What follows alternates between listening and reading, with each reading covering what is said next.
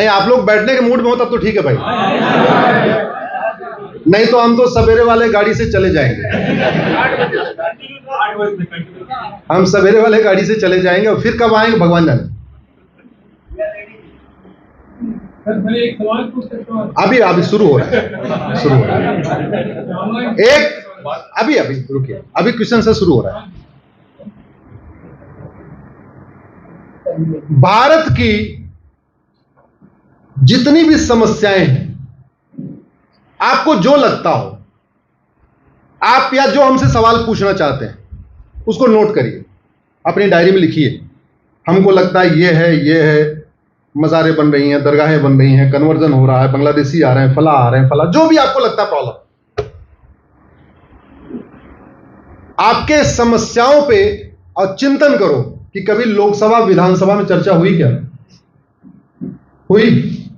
एक बार आप कल्पना करो कि आपको लगता है ये बहुत बड़ी प्रॉब्लम है, और आप सोचो कि लोकसभा विधानसभा में चर्चा हुई क्या? इस हॉल में जितने अभी सवाल हम करवा लें, अभी आप लोग 100 सवाल बता देंगे, लेकिन उन 100 सवालों में कभी भी लोकसभा विधानसभा में चर्चा नहीं हुई होगी। आम जनता के विचारों पे, आम जनता की समस्याओं पे लोकसभा विधानसभा में चर्चा हो ही नहीं रही, और क्यों नहीं हो रही है इसको भी आप समझिए। पॉलिटिशियन दो चीजों के लिए काम करते हैं, या तो वोट के लिए या तो नोट के लिए। जोर से बोलिए, किसके लिए? या तो वोट के लिए या तो। आपको एग्जांपल मैंने बताया, रामायण इसलिए नहीं लागू हो रहा है कि नोट का नुकसान है, भगवत गीता इसलिए नहीं लागू हो रही है, नोट का नुकसान है, कॉमन एजुकेशन इसलिए नहीं लागू हो रहा है, नोट का नुकसान है। कोचिंग माफिया पैसा देते हैं, आप थोड़ी पैसा दे दोगे। कॉमन सिलेबस लागू हो जाए, आप जाके दोगे मंत्री जी को कुछ, भैया देखो आपने लागू कर दिया, काम करो, 1000 हमारी तरफ से ले लो, या जो अभी हम पुरानी फीस दे रहे थे आप हमारी तरफ से ले लो? नहीं करोगे। हाईवे बनता है क्योंकि अगर 1 लाख करोड़ का टेंडर होता है तो उसका 20% यानी 20,000 करोड़ मिलता है। हॉस्पिटल बनता है क्योंकि अगर 500 करोड़ का टेंडर हुआ तो 20% यानी मिलता है। आप ध्यान रखना, आगे से मैं ये आपको एक आइडिया देके जा रहा हूं, जब कोई काम हो रहा हो तो उसमें देखना इसमें वोट का फायदा है कि नोट का फायदा है, और जो काम ना हो रहा हो आप उसमें देखना इसमें वोट का नुकसान है कि नोट का नुकसान है। अगर आप ऐसा करना शुरू करोगे डायरी पे, तो आपको पता चलेगा जो जो काम हो रहे हैं या तो वोट का फायदा हुआ है तो नोट का फायदा हुआ, और जो काम नहीं हो रहे हैं उसमें या तो वोट का नुकसान है या तो नोट का नुकसान है। फलाने की दौड़ फला, कहते नहीं, वोट और नोट, वोट और नोट। अब इसका समाधान क्या है? इसका समाधान यह है, एक ऐसा सिस्टम बना दे जिसको रिवर्स इंजीनियरिंग कहते हैं। मैं पहले इंजीनियर था इसलिए मैंने रिवर्स इंजीनियरिंग सीखी है। अगर रिवर्स इंजीनियरिंग कर दें कि आदमी चाह के भी नोट ले ही ना पाए, कोई नोट ऑफर करे तो भी न ले, तो नोट का दिमाग से हट गया, तो फिर क्या बचेगा? केवल वोट। आप जरा समझिए जरा, अभी दो फैक्टर है, या वोट और नोट। अगर ऐसा सिस्टम बना दे कि नोट ले ही ना पाए, तो फिर क्या बचा? और आप सब लोग वोट है ही हो, फिर तो आप जो कहोगे वो हो जाएगा। समझ गए नहीं समझे आप? आपने पॉइंट पकड़ा कि नहीं पकड़ा? मैं कह रहा हूं अभी 2 ऑप्शन है, वोट और नोट। नोट वाला हमने ऐसा रिवर्स इंजीनियरिंग किया, नोट खत्म, तो अब क्या बचा? संख्या आपकी ज्यादा है कि नहीं है? अरे मेजॉरिटी आप ही हो ना, तब आपकी बात मानी जाएगी नहीं मानी जाएगी? भाई मानी जाएगी, इसकी बात मारो, नहीं तो नुकसान हो जाएगा, ये लोग बदल जाएंगे, कहीं और चले जाएंगे। इस देश में 1 नेशन 1 एजुकेशन की तरीके से एक बहुत ही इंपॉर्टेंट और सिस्टम करने की जरूरत है, वो है 1 nation 1 tax. Middle class tax देता है और टैक्स पे टैक्स देता है। सैलरी मिली, टैक्स दिया, कट के सैलरी मिली। चाय पीने गया दुकान में, वहां भी टैक्स दिया। डॉक्टर के पास गया, वहां भी। सब्जी खरीदा, कपड़ा खरीदा, कुछ भी खरीदा, हर जगह कहीं जीएसटी दे रहा है, कहीं वैट दे रहा है, कुछ ना कुछ दे ही रहा है। Tax on tax, tax on tax. व्यापारी tax on tax, middle class tax on tax. Chanakya के समय में भारत की जीडीपी दुनिया की 38% से 40% के बीच में वेरी करती थी। जब तक चंद्रगुप्त का राज्य था तब तक भारत की जीडीपी दुनिया की 38 to 40% थी, कभी 38%, कभी 40%। कुछ लोग सोचते होंगे कि पहले जीडीपी कैलकुलेट नहीं होती थी। उनको बताता हूं, सिस्टम अलग था, कैलकुलेट होती थी। अभी टाइम नहीं उसको एक्सप्लेन करने का। उस समय भारत में 1 नेशन 1 टैक्स था। राम के समय भारत में 1 नेशन 1 टैक्स था। कृष्ण के समय भारत में 1 नेशन 1 टैक्स था। चंद्रगुप्त के समय 1 नेशन 1 टैक्स था। जब हमने ये कॉलोनियल सिस्टम अपनाया और टैक्स ऑन टैक्स शुरू किया और टैक्स को कलेक्ट करने के लिए कलेक्टर यहां बनाए, जिसको कलेक्टर कहते हैं, एक्चुअली वो कलेक्ट करने वाला है। क्या कलेक्ट करने वाला? टैक्स। जब यहां पे ये मैकाले ने कॉलोनियल सिस्टम एस्टेब्लिश किया, उसके बाद tax tax tax tax, road tax, toll tax, registration tax, vehicle tax, गाड़ी खरीदते समय भी टैक्स, एक बार रोड टैक्स दे दिया, उसके बाद सड़क बननी हुई, सड़क बन गई, फिर से उस पर toll tax, tax tax tax. मैं कहता हूं भारत में इन सारे टैक्स की जरूरत ही नहीं। कुछ लोगों को लग रहा होगा बहुत अप्रत्याशित कह रहे हैं, मैं कैलकुलेशन के साथ कह रहा हूं। न जीएसटी की जरूरत है, न इनकम टैक्स की जरूरत है, न टोल टैक्स की जरूरत है, न रजिस्ट्रेशन टैक्स की, किसी भी टैक्स की जरूरत नहीं। और सरकार को डबल फायदा, यह भी गारंटी बताता हूं। अभी जितना मिलता है, इनकम टैक्स से 12 लाख करोड़ आता है, मैं कह रहा हूं जीएसटी से 35 लाख करोड़ आता है, 35 12 47, लगभग 50 लाख करोड़ आ रहा है। सारे टैक्स खत्म कर दें, भारत को लगभग 90 लाख करोड़ मिलेगा। केवल इतना करना है, थोड़ा टफ डिसीजन लेना पड़ेगा। हां, पॉलिटिकल पार्टियों की दुकानें बंद हो जाएंगी। 1 नेशन 1 टैक्स के बाद भारत में शायद 2 या 3 पॉलिटिकल पार्टी बचेगी। 1 नेशन 1 टैक्स के बाद लोग पॉलिटिक्स में जाना छोड़ देंगे, जाएंगे ही नहीं। जो अभी इतनी मारामारी है ना, जाएंगी नहीं। 1 नेशन 1 टैक्स के बाद आप किसी को पैसा ऑफर करोगे, बोले नहीं हम तुम्हारा काम कर देंगे, जाओ, हमें नहीं चाहिए, ये बवाल नहीं पालना मुझे। क्या करना है? अभी मैंने 2000 की नोट चैलेंज किया था, पता ही आप लोगों को आइडिया है नहीं आइडिया? जब 2016 में 2000 की नोट आई थी, सबसे पहले मैंने उसको चैलेंज किया था और सरकार ने वापस ले लिया उसको।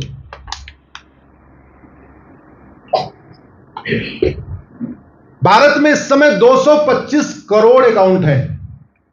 कितने खाते हैं? 225 करोड़। परिवार हैं 30 करोड़ और खाते कितने? 225 करोड़। ऑन एन एवरेज कुछ परिवारों में 10-10 खाते हैं, लेकिन हर परिवार भारत का इस समय बैंक से जुड़ चुका है। 48 करोड़ तो जनधन खाते हैं। इसके लिए प्रधानमंत्री जी को धन्यवाद देना चाहिए कि उन्होंने अब 1 नेशन 1 टैक्स का एक फीड तैयार कर दिया। ये 1 नेशन 1 टैक्स अब हो सकता है, 10 साल पहले नहीं हो सकता था। इसकी बात हम 10 साल पहले करते भी नहीं थे, क्योंकि तब फिजिबल नहीं था। अब फिजिबल है, इसलिए हम बात कर रहे हैं।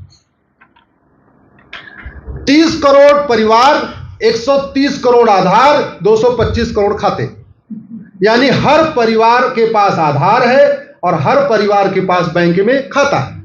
48 करोड़ जनधन खाते, जनधन खाते केवल ईडब्ल्यूएस और बीपीएल का खुलता है, यानी गरीब से गरीब ट्राइबल आदिवासी भी बैंक से जुड़ चुका है। और इसका एग्जाम्पल यह है कि जो किसान सम्मान निधि आती है, साल में 3 बार आती है, 3-3 महीने पे आती है, 2-2 हजार रुपए आता है, वो गरीबों को आता है जिनके पास खेत वगैरह बहुत कम है, 2 एकड़ 1 एकड़ से कम खेत है, उनके पास आता है, उनको डायरेक्ट पैसा आता है। इसका मतलब गरीब से गरीब आदमी बैंक जाना सीख गया है, बैंक से पैसा निकालना सीख गया है। अदरवाइज किसान सम्मान निधि का फायदा कैसे हो रहा है? पैसा ले रहे हो। हर परिवार बैंक से जुड़ गया, हर परिवार के पास मोबाइल भी आ गया, जनधन भी आ गया। आंकड़े बताते हैं कि 80% लोग पर डे 100 रुपए से कम खर्च करते हैं भारत में, और जो 20% खर्च करते हैं उनके पास एटीएम, पेटीएम, भीम, यूपीआई, डेबिट कार्ड पहले से ही है। फिर 100 रुपए से बड़ी नोट की जरूरत है क्या? जोर से बोलिए। 30 करोड़ परिवार है, 130 करोड़ आधार है, यानी हर परिवार में आधार है, तो प्रॉपर्टी को आधार से लिंक किया जा सकता है कि नहीं किया सकता? जब पर डे 100 रुपए से कम, 80 करोड़ लोग पर डे 100 रुपए से कम खर्च करते हैं, तो स्वाभाविक सी बात है रोज आईफोन तो खरीदेंगे नहीं वो। इसका मतलब वो बेसिक फोन यूज करते हैं, सस्ता कपड़ा खरीदते हैं, कपड़ा भी खरीदेंगे तो 1500 वाला कपड़ा खरीदेंगे, वो 4000 वाली शर्ट तो खरीदेंगे नहीं, जब पर डे 100 रुपए से कम खर्च करने वाले लोग हैं। तो अगर 100 रुपए से बड़ी नोट को बंद कर दिया जाए और एवरेज मान लिया कि 5000 रुपए, जिस सामान की एमआरपी 5000 है, जिस सर्विस की 5000 कास्ट है, यानी एयर खरीदा, टिकट खरीदा, रेलवे का एसी का टिकट खरीदा, या बिजली का बिल है, जो भी है, जो 5000 से नीचे है वहां तक कैश लेन देन अलाउ है। लेकिन अगर 5000 क्रॉस कर गया फिर आपका कैश लेन देन नहीं हो सकता। स्वाभाविक सी बात है, गरीबों को तो मुफ्त में बिजली मिलती है, तो उनका बिजली तो बिल वैसे भी आएगा भी तो 5000 से कम ही आएगा। तो यानी गरीब आदमी, दलित आदमी कैश यूज करता रहेगा, लेकिन बड़े लोग ये कैश यूज नहीं कर पाएंगे और उनको जरूरत भी नहीं एटीएम पेटीएम भी पहले से ही है। केवल 1% बैंकिंग ट्रांजैक्शन टैक्स लगा दिया जाए, ओनली 1%। ना आपको इनकम टैक्स देना, ना आपको जीएसटी देना, ना आपको टोल टैक्स देना, ना आपको रोड टैक्स देना, ना आपको कुछ भी टैक्स नहीं देना। केवल जब जब आप ट्रांजैक्शन करोगे आपको 1% एक्स्ट्रा देना है। आपको सीए नहीं रखना, आपको अगर फैक्ट्री चला रहे हो तो आपको वहां पे सेल टैक्स डिपार्टमेंट नहीं रखना। आपका टैक्सेशन सिस्टम ही खत्म हो गया। जो सीए हैं अपना कुछ और काम करेंगे, बेरोजगार थोड़ी हो जाएंगे, कोई और काम करेंगे। अब आप ये बताओ, 1% देना यानी 100 रुपए का सामान खरीदा तो 101 दिया, 1000 सामान खरीदा 1010 दिया, 1 लाख सामान खरीदा तो 1,01,000 दिया। ये आप लोगों के लिए फिजिबल है कि नहीं? जोर से बोलिए जरा। सब खुशी खुशी दे देंगे, मिडिल क्लास खुशी खुशी दे देगा, उसको कोई इनकम टैक्स नहीं देना। बिजनेस क्लास खुशी खुशी दे देगा, उसको हर महीने जीएसटी नहीं भरना। गाड़ी वाले भी आराम खुशी खुशी दे देंगे, उनको टोल टैक्स नहीं देना, न रोड टैक्स देना, न टोल टैक्स देना, न वैट देना, जीएसटी देना, न टीडीएस देना, कुछ भी नहीं देना। केवल जब ट्रांजैक्शन करना है तो 1% एक्स्ट्रा देना है। मैं गारंटी के साथ कहता हूं सरकार का खजाना भर जाएगा और भारत में वोट और नोट वाली पॉलिटिक्स खत्म हो जाएगी। जो सरकारी बाबू आपसे हर बात के लिए पैसा मांगता है वो पैसा मांगना छोड़ देगा। कैसे? ऐसे उसकी तनख्वाह 50,000 रुपए है, अभी चूंकि प्रॉपर्टी आधार से लिंक नहीं है, कैश लेन देन की सीमा तय नहीं है, वो आईफोन खरीदे कैश में या गाड़ी खरीदे कैश में कोई फर्क ही नहीं पड़ रहा है। आधार लिंक नहीं है, इसलिए वो कितनी प्रॉपर्टी खरीद रहा है, कहीं पे कुछ आ नहीं रहा है सिस्टम में। आधार मांगा तो जा रहा है, आप लोग, कुछ लोग नहीं आधार तो मांगते हैं, मांगते हैं, लेकिन उसका कहीं पे वो नहीं हो रहा है, मॉनिटरिंग नहीं हो रही है कि एक व्यक्ति ये जो नगर निगम का बाबू है ये साल भर में कितनी प्रॉपर्टी खरीद रहा है, इसकी कोई मॉनिटरिंग नहीं हो रही। जब वो पैसा लेके खर्च ही नहीं कर सकता तो पैसा खाएगा नहीं, जब खाएगा नहीं तो पैसा लेगा क्यों? ये पॉलिटिशियन जो बड़ा बड़ा कॉलेज के लिए इतना इतना जैसे कर्नाटक के पॉलिटिशियन के बारे में बड़ी बात फेमस है, यहां जो विधायक होता है सबसे पहले कॉलेज बनाता है। विधायक बनते ही सबसे पहले इंजीनियरिंग कॉलेज, लॉ कॉलेज या मेडिकल कॉलेज को उनको जो कॉलेज पहले खोलता है, जब वो हो जाता है फिर एक फार्म हाउस लेता है। और कुछ लोग कहते हैं उसके बाद ऑस्ट्रेलिया में फार्म हाउस लेता है, भारत के बाद। हाँ, ऑस्ट्रेलिया में इसलिए लेते हैं कि ऑस्ट्रेलिया की पॉपुलेशन 2.5 करोड़ है और ऑस्ट्रेलिया का एरिया भारत का 2.5 गुना ज्यादा है। जस्ट यू इमेजिन कि ऑस्ट्रेलिया की पॉपुलेशन दिल्ली के बराबर है, ऑस्ट्रेलिया का एरिया भारत का 2.5 गुना ज्यादा है, तो वहां बड़े बड़े 3-3 हजार एकड़ के, 5-5 हजार एकड़ फार्म हाउस ले लेते हैं। कुछ लोग मुझे वहां से वीडियो कॉल करके दिखाते भी हैं, देखो साहब ये इनका फार्म हाउस, इनका फार्म हाउस। तो करप्शन 100% खत्म हो जाएगा। पैसा लेगा ही नहीं आदमी, लेगा तो पकड़ा जाएगा। लग्जरी क्लास में गया, पकड़ा गया। एग्जीक्यूटिव बिजनेस क्लास का एयर टिकट खरीदा, फिर पकड़ा गया, क्योंकि वो तो ऑनलाइन कैश में हो ही नहीं सकता, ऑनलाइन है। महंगा फोन खरीदा, फिर उसका रिकॉर्ड में आ गया। कुछ भी काम करेगा, 5,000 रुपए सस्ता काम करेगा, उसका काम होगा। जैसे ही 5,000 की लिमिट, 4,999 की लिमिट क्रॉस किया, वो सीधे मॉनिटर में आ गया। और दिल्ली में बैठे बैठे सरकार को पता चला कि कलबुर्गी में क्या खरीदा जा रहा है, मैंगलोर में क्या खरीदा जा रहा है, उडुपी में क्या खरीदा जा रहा है, बैठे बैठे दिल्ली में। ईडी को छापा मारना नहीं है। और फायदा क्या हुआ? जब इनकम टैक्स खत्म हुआ तो इनकम टैक्स डिपार्टमेंट खत्म हो गया। करीब 50,000 रुपए उनकी सैलरी पे जाता है, 50,000 करोड़। जीएसटी खत्म हो गया तो जीएसटी डिपार्टमेंट खत्म हो गया। वैट खत्म हुआ तो वैट डिपार्टमेंट खत्म। टीडीएस खत्म हो गया तो बैंक का आधा काम खत्म। टोल टैक्स खत्म हो गया, आधा उधर काम खत्म। आरटीओ ऑफिस में आधी समस्या खत्म। करप्शन हमारे भारत की 50% समस्याओं का रूट काज है। 5 लाख लोग पर डे करप्शन के कारण सड़क पे मरते हैं। रोड एक्सीडेंट का मूल कारण करप्शन है। एक्सीडेंट का 2 ही रूट काज है, या तो ड्राइवर अनाड़ी है या तो सड़क में गड्ढा है। सड़क में गड्ढे का रूट काज करप्शन है और अनाड़ी होने का रूट काज करप्शन है। अनाड़ी होने का रूट काज करप्शन कैसे है? उसकी ट्रेनिंग हुई नहीं, उसका ट्रायल नहीं हुआ, उसका टेस्ट नहीं हुआ, 5,000 रुपए दलाल को दिया, वो घर बैठे बैठे डीएल लाके दे दिया। रोड एक्सीडेंट खत्म हो जाएगा। करप्शन खत्म हुआ, इनफिल्ट्रेशन खत्म हो जाएगा। मेरी पीआईएल चल रही है सुप्रीम कोर्ट में, 2017 से चल रही है। अनफॉर्चुनेटली मुझे तीसरा सीतलवाड़ के तरीके से फास्ट ट्रैक हमारा काम नहीं हो पा रहा है वहां पे। जिस तरीके से तीसरा सीतलवाड़ को वहां पे जस्टिस मिलता है, वैसे मुझे नहीं मिल पा रहा। हाँ, मैंने 2017 में पीएल फाइल किया था। उस समय बताया था कि 5 करोड़ घुसपैठी आ चुके हैं। और जब मैं पीआईएल फाइल करता हूं तो मैं थोड़ा ग्राउंड पे जाके समझने की कोशिश करता हूं। उस पीआईएल को फाइल करने के पहले मैं असम और बंगाल के बॉर्डर पे गया, यह समझने के लिए घुसपैठ हो कैसे रही। वहां जाके पता चला कि बॉर्डर पे ड्यूटी लेने के लिए मंत्रियों की सिफारिश आती है।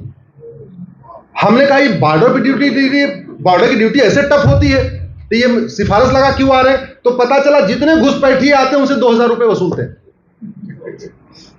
और जितनी गाय जाती है उससे 1,000 रुपए लेते हैं। तो गौ तस्करों से 1,000 रुपए पर गाय लेते हैं, और घुसपैठियों का अंदर करने के 2,000 रुपए पर घुसपैठियां लेते हैं। आप गूगल करना, BSF commandant cow smuggling 20 crore, आपको बाद में एक रिपोर्ट मिलेगी। अभी कुछ दिन पहले ईडी ने छापा मारा, एक बीएसएफ कमांडेंट के पास से 20 करोड़ रुपए मिला। और पैसा क्या था? घुसपैठियों को अंदर कराने का और गाय को बाहर ले जाने का।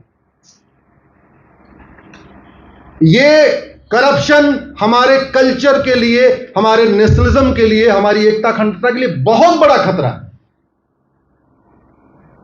2,000 रुपए देके घुसपैठिया अंदर आता है, कॉमन सर्विस सेंटर पे 2,000 रुपए देता है, आधार बनवा लेता है। जब 2,000 में एक डॉक्यूमेंट तैयार हुआ, पटवारी को पकड़ता है, लेखपाल को 2,000 रुपए देता है, गरीबी रेखा से नीचे वाला राशन कार्ड बनवा लेता है।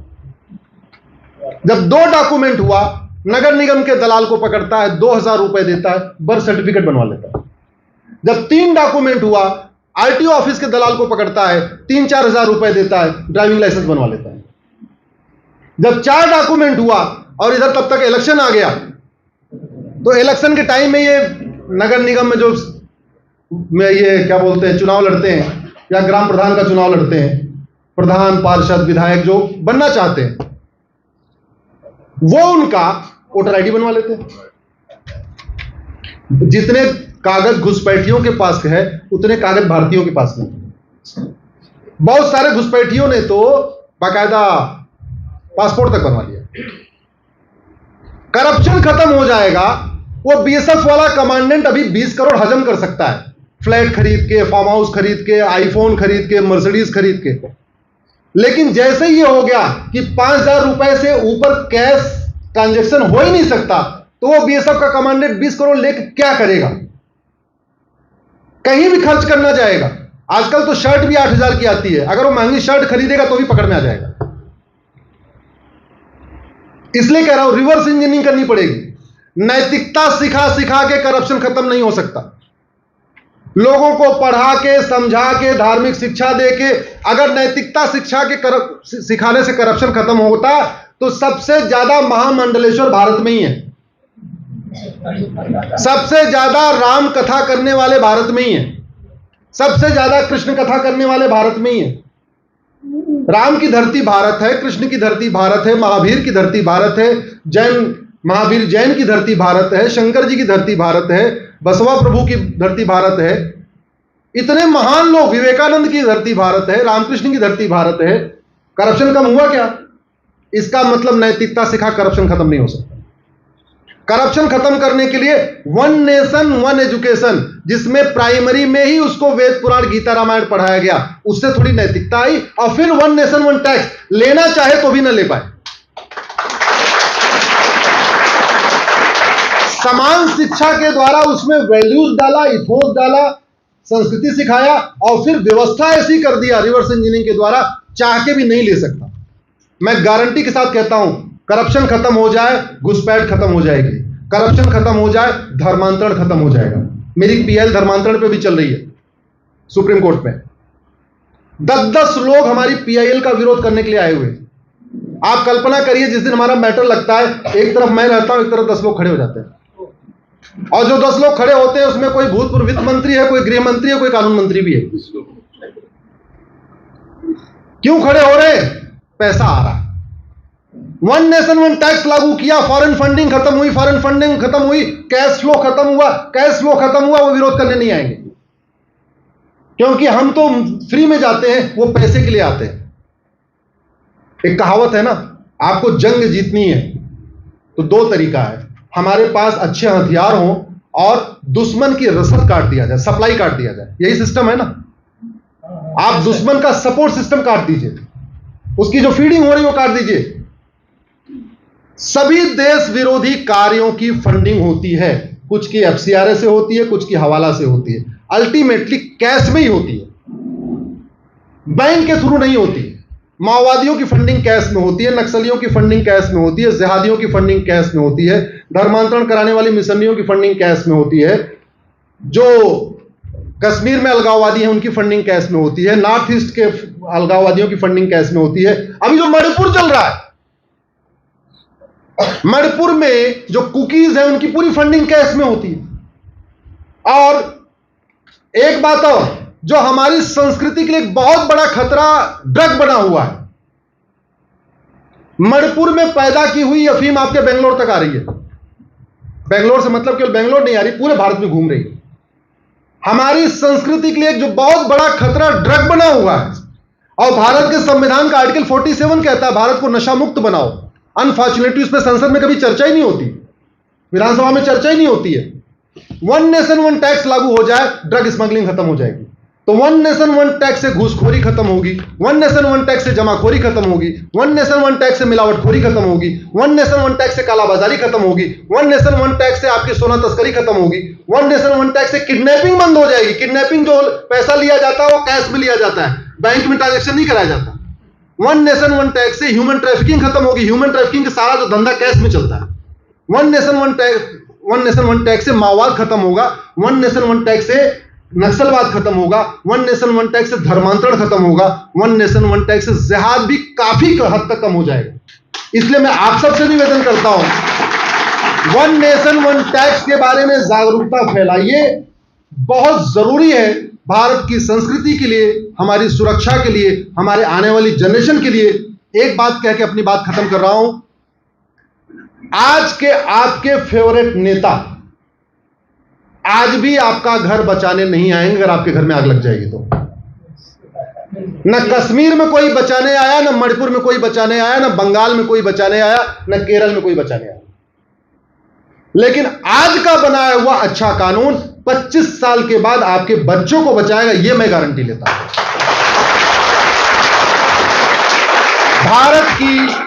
भारत की 50% समस्याओं का रूट काज करप्शन है। वन नेशन वन टैक्स से करप्शन खत्म हो जाएगा, ये मैं गारंटी देता हूं।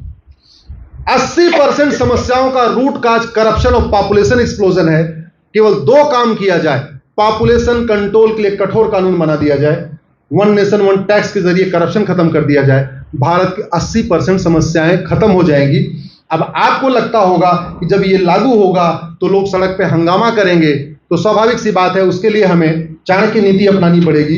या किसानों से सीखना पड़ेगा। किसान जब बीज बोते हैं तो सीधे सीधे खेत में बीज नहीं बोते, पहले जुताई करते हैं, गुड़ाई करते हैं, निराई करते हैं, खरपतवार की सफाई करते हैं, फिर भी खरपतवार बचता है तो पेस्टिसाइड डाल देते हैं। ऐसे ही करते हैं ना। कोई फैक्ट्री बनाई जाती है तो क्या करते हैं, पहले लेवलिंग करते हैं, फाउंडेशन खोदते हैं, कूटते हैं, उसमें जमीन को मजबूत करते हैं, फिर उसके ऊपर फाउंडेशन बनाते हैं। ऐसे घर भी बनाया जाता है। वन नेशन वन टैक्स लागू हो जाए, भारत के कम से कम 10,000 नेता और नौकरशाह भारत छोड़ के भाग जाएंगे, यह मैं गारंटी लेता हूं।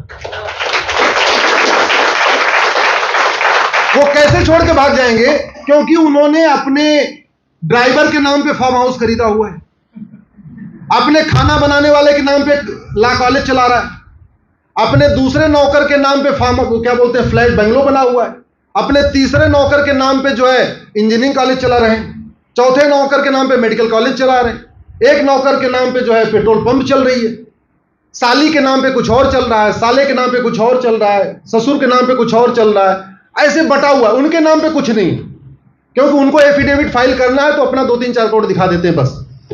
आपके शिव कुमार जी ईमानदार हैं, 450 करोड़ दिखाते हैं, बाकी उनके पास कितना है भगवान जाने, आप लोग जानते हो। 450 करोड़ दिखाते हो। अब वन नेशन वन टैक्स लागू करते ही, जैसे ही प्रॉपर्टी आधार से लिंक हुई, और उसमें मेरी पीआईएल चल रही है। एक बात मैं बता दूं, मैं जो कुछ कहता हूं पब्लिक के बीच में बाद में कहता हूं, पहले अपने दिमाग में पकाता हूं, उसके बाद कोर्ट जाता हूं। कोर्ट जब उसको एक्सेप्ट कर लेता है, सरकार को नोटिस जारी कर देता है, तब मैं उस पर बोलता हूं।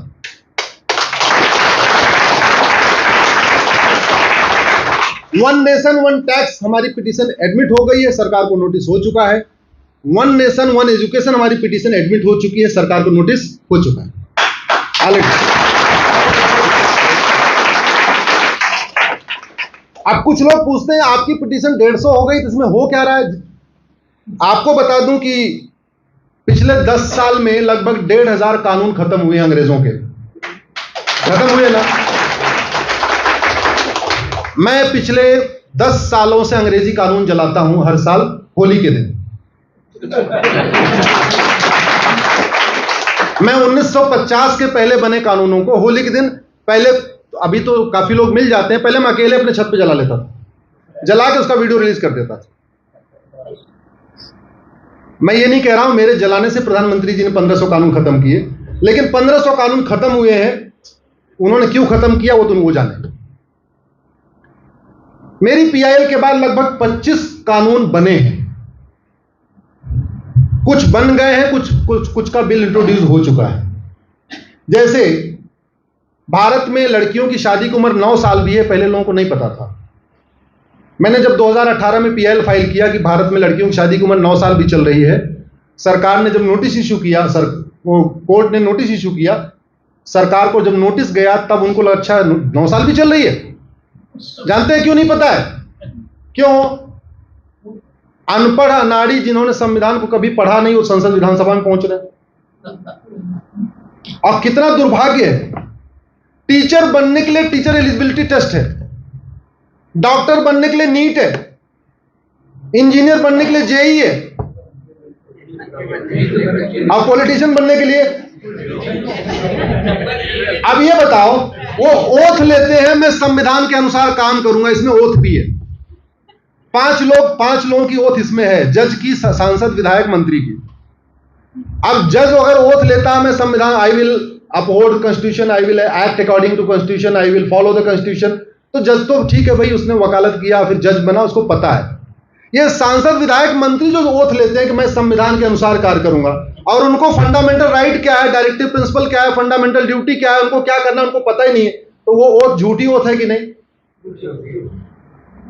मैं कह रहा हूं मैं बेंगलोर को वर्ल्ड क्लास बना दूंगा, बेंगलोर मैंने देखा ही नहीं। ये चल रहा है। मुझे लगता है समय आ गया है कि जैसे टीचर एलिजिबिलिटी टेस्ट होता है, ऐसे लेजिस्लेचर एलिजिबिलिटी टेस्ट भी होना चाहिए, एक एलईडी भी होना चाहिए, कम से कम प्राइमरी स्क्रीनिंग सिस्टम होना चाहिए। पढ़े लिखे लोग आए, पढ़े लिखे लोगों की कमी थोड़ी है। और संविधान बन रहा था, उसमें चर्चा भी हुई थी, बाबा साहब अम्बेडकर का खुद भी कहना था अलादी कृष्णा अय्यर भी चाहते थे कि minimum qualification maximum age limit की जाए इसमें, लेकिन उस समय वो प्रस्ताव इसलिए रह गया क्योंकि बहुत सारे हमारे फ्रीडम फाइटर्स 8वीं के बाद अपनी पढ़ाई छोड़ चुके थे, वो फ्रीडम स्ट्रगल में लग गए, उनकी पढ़ाई छूट गई थी, तो इसलिए मिनिमम क्वालिफिकेशन नहीं आया।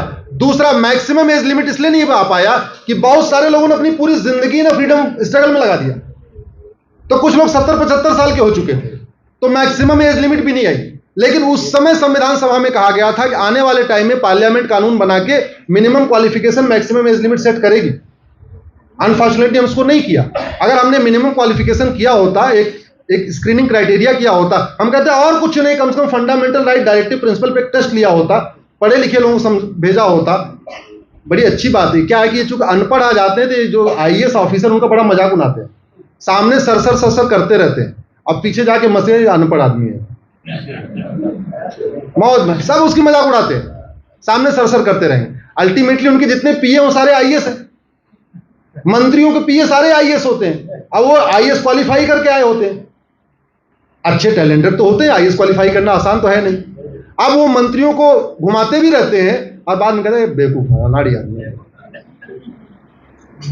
One nation one education, one nation one tax code, ये दो चीज हो जाए, भारत का बहुत कल्याण होगा। आप लोग इतनी देर में सुना, मैंने समय से ज्यादा अपना समय ले लिया, उसके लिए मैं आपको धन्यवाद देता हूं। और HSR लेआउट मंथन ने जो कार्यक्रम किया उसके लिए धन्यवाद देता हूं। हमारे साथ दोपहर से लगे हुए हैं साथ, एक बार खड़े हो जाइए जरा, इनके लिए धन्य सब लोग थैंक यू कर दीजिए। आपको धन्यवाद देता हूं, आशा करता हूं फिर मिलेंगे। वंदे मातरम, भारत माता की जय। Sir thank you.